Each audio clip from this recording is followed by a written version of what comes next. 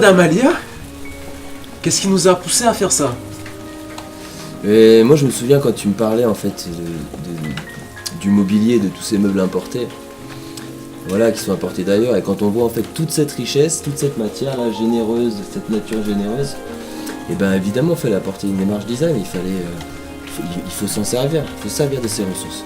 Pouvoir partir de l'histoire, du patrimoine, et de proposer des objets qui reflètent notre identité créole d'aujourd'hui. Si on s'évertue à associer nos matières autour des mêmes objets, je pense qu'on peut réussir à dégager une sorte de langage, vraiment une grammaire design créole. Qui sont un peu à l'image de notre identité mosaïque au final. Ouais. Il y a une dimension qui est importante aussi dans ce projet, c'est de pouvoir pérenniser en fait des savoir-faire qui aujourd'hui font partie de notre patrimoine. Et pour pérenniser ces savoir-faire, il faut justement les revisiter.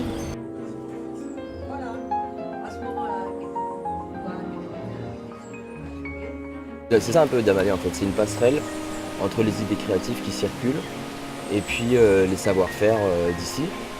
On essaie d'avoir une méthode agile en fait, et puis surtout de rester ouvert. Le design il doit pouvoir s'enrichir en fait de tout, il doit pouvoir s'enrichir des autres disciplines et c'est complètement perméable avec la photographie, l'artisanat, les contes, la magie des contes. En fait, c'est vraiment perméable le design, ça permet de tout aborder et c'est ça qu'on essaye de faire. Ouais.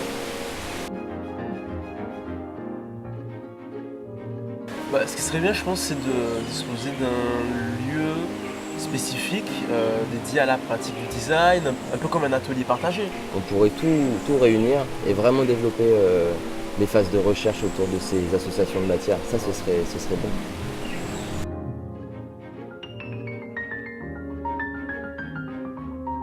C'est surprenant parfois de découvrir cette immensité derrière ce mot créole.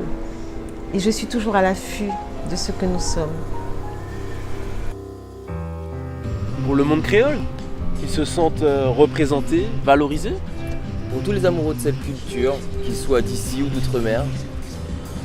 Et puis pour tous les curieux qui souhaitent voir, toucher, sentir quelque chose de différent. Une culture qui s'est nourrie d'apports venus des quatre coins du monde. Une culture qui, en parlant des territoires créoles, parle du monde dans son ensemble.